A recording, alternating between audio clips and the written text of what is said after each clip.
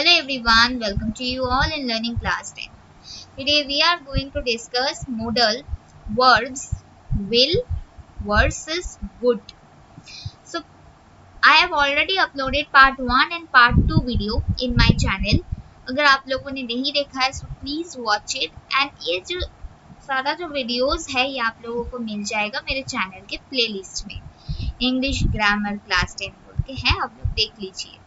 ठीक है, and sequence wise देखिए तभी आप लोगों को अच्छे तरह से समझ में आएगा. Okay, so this is my part 3 video of chapter models. Okay, before starting will versus would, मतलब विल का यूज कहाँ होता है, वुड का कहाँ यूज होता है, उससे पहले पार्ट 2 वीडियो में मैं आप लोगों को एक क्वेश्चन मैं ऐसे ही दी थी आप लोगों को आंसर करने के लिए.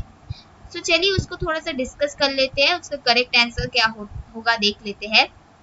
The sentence is that he said he may or might go.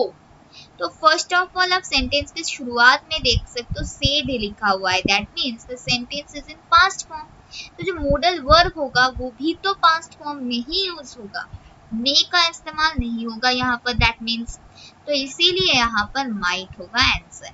सो क्या हो जाएगा पूरा sentence, he said he might go. Now let us see will and would. Futurity, requests and offers, habits, conditional, certainty. One by one we will discuss. Number one is futurity. Futurity means the future time. Will, event in future.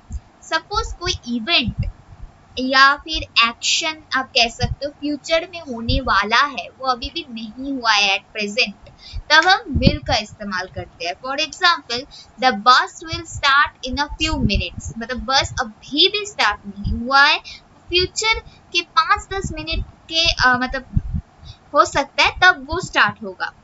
ठीक है, सो यहाँ पर हमने इसीलिए will का इस्तेमाल किया है. Similarly he will pass the exam. Next one is would. Past form of will, मतलब will is the present form and will का पास्ट फॉर्म क्या है, वुड है. And it is also used for passive voice.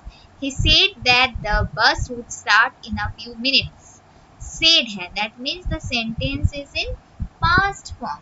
तो जब modal verb होगा वो भी पास्ट फॉर्म में होगा and that will be would. Rakesh said that he would pass the exam. यहाँ पर मैंने 2 बार ही लिख दिया है, आप लोग एक को काट दीजिए. ठीक है, तो यहाँ पर भी said है, that means the sentence is in past form, तो आपको जो modal verb है वो भी past form में होगा, that is would. Now request and offers. Less polite, will, less polite and casual. Generally used when referring to friends or relatives. जब आप अपने friends के साथ, relatives के साथ किसी चीज के बारे में पूछते हो तब आप less polite and more casual way में पूछते हो, तो तब आप लोगों को यूज करना है will. For example, will you give me your keys, will you have some coffee. And next one is would. Would is for more formal, more polite. जब आप किसी एल्डर से या स्ट्रेंजर से किसी चीज के बारे में पूछते हो आप वुड का इस्तेमाल करते हो, right. Would you give me your keys please. Part 2 video में हमने आप लोगों के साथ डिस्कस किया था कि जब प्लीज का इस्तेमाल होता है that means you are talking to your elders. ठीक है, जो पेरेंट्स हो सकता है, एल्डर ब्रदर हो सकता है, सिस्टर हो सकता है, एक्सेट्रा. तो ये एक हिंट है कि अगर प्लीज लिखा हुआ है सेंटेंस में तो अब आप लोगों को समझ जाना है कि ये किसी एल्डर के साथ एल्डर को पूछा जा रहा है, right. Would you like some coffee, यहाँ पर भी वुड का इस्तेमाल हुआ है. Now next one is habit. Habit जो है इसे देखने के लिए आप हम लोग थोड़ा सा फोकस कीजिए. Will, characteristics, habits. Characteristics habits क्या है, सपोज एक पर्सन को बैडमिंटन खेलना बहुत पसंद है तो वो हमेशा बैडमिंटन के बारे में ही बातचीत करता है. जब भी वो किसी से बातचीत करता है वो बैडमिंटन को लेकर 1-2 बातें बोलता है. ठीक है, तो ये हो गया उसका कैरेक्टरिस्टिक हैबिट. आ गया समझ में, I think so. Let us take some examples then it will be more clear to you. He will talk about nothing but cricket. तो वो कुछ भी नहीं और बातें करता है, सिर्फ और सिर्फ क्रिकेट को लेकर ही बातें करता है. She will sit for hours listening to the radio. This is also characteristics habit.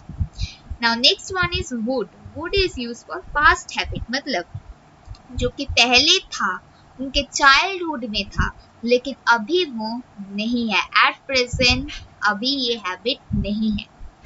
Eight his young age, आप सेंटेंस को पढ़ के ही समझ सकते हो कि ये पास्ट हैबिट है. At his young age he would talk about nothing but cricket. तो वो जब छोटा था तब वो क्रिकेट के बारे में ही सिर्फ बोलता था, लेकिन ऐसा नहीं है कि अभी भी वो वैसा है. ठीक है.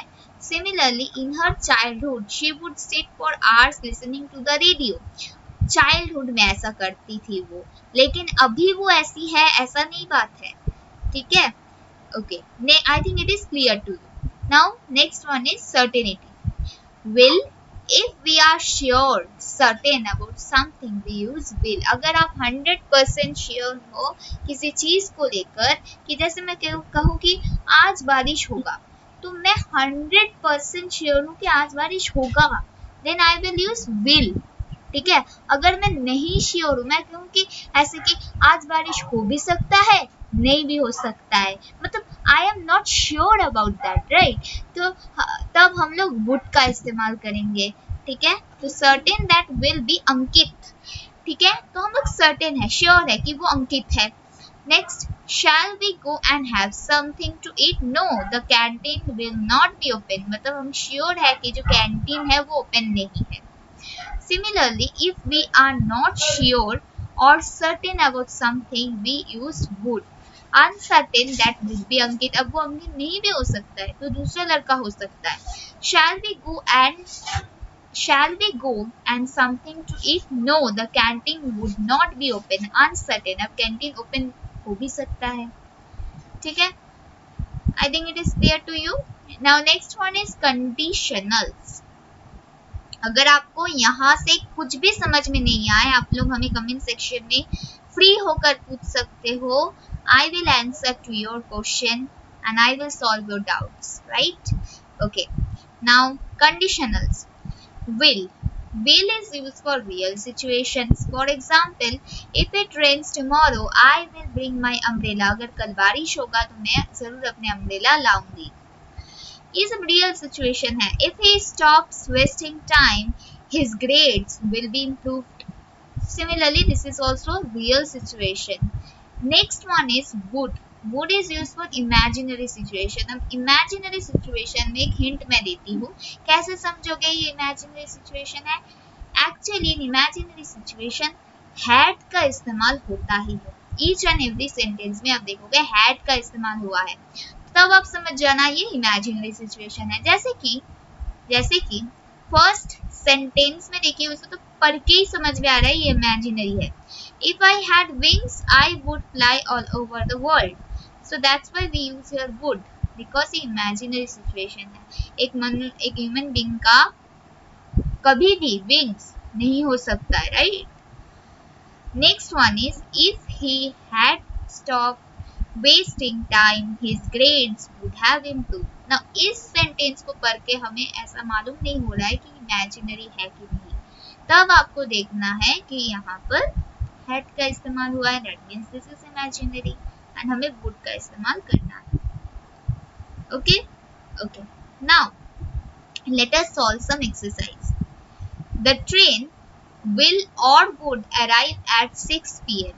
देखिए इसका आंसर हो जाएगा will. क्यों? बिकॉज हम लोग सर्टेन है, एकदम श्योर है कि जो ट्रेन है वो अराइव करेगा at 6 p.m. That's why. Okay. Next one is will or would you lend me your scooter please. अब देखिए यहाँ पर प्लीज लिखा हुआ है, that means you are talking to your और you are questioning to your elder और stranger. आप किसी से क्वेश्चन कर रहे हो, इससे आपका एल्डर हो सकता है या फिर आपका कोई स्ट्रेंजर व्यक्ति हो सकता है. ठीक है. तब हम वुड का हमेशा इस्तेमाल करते हैं, so we use here would. Next one is he will और would sit for hours talking about politics. मतलब ये उसका कैरेक्टरिस्टिक्स हैबिट है, सो दैट्स व्हाई हम लोगों ने विल का इस्तेमाल किया है. He will sit for hours talking about politics. अगर यहाँ पर चाइल्डहुड लिखा होता है या यंग एज, तब हम लोग वुड का इस्तेमाल करते हैं. Next one, if I had use money I would और विल बाई अ कार। ठीक है, ये कार है। तो अब कहा जा रहा है कि अगर मेरे पास ज्यादा पैसा होता तो मैं एक कार को बाई करती। ठीक है, तो यहाँ पर हैड लिखा हुआ है, मतलब ये एक इमेजिनरी सिचुएशन है। इमेजिनरी सिचुएशन में हम वुड का इस्तेमाल करेंगे, so the answer is would here. Next one is I am sure that the call will और would be from my mother. मतलब मैं एकदम श्योर हूँ। जब मैं श्योर हूँ तो मुझे क्या मॉडल वर्ब यूज करना है, विल या फिर वुड। Obviously will, right. तो हमें विल का तब इस्तेमाल करना है, and the answer is here will. Okay, so I think it is clear to you all. इस वीडियो में हम विल एंड वुड का डिस्कशन कर लिए हैं, एंड नेक्स्ट वीडियो जो हम बनाएंगे उसमें शैल एंड शुड का यूजेस देखेंगे। Okay, so till this much only. Please do like, share and subscribe to our channel. Keep supporting us. Bye.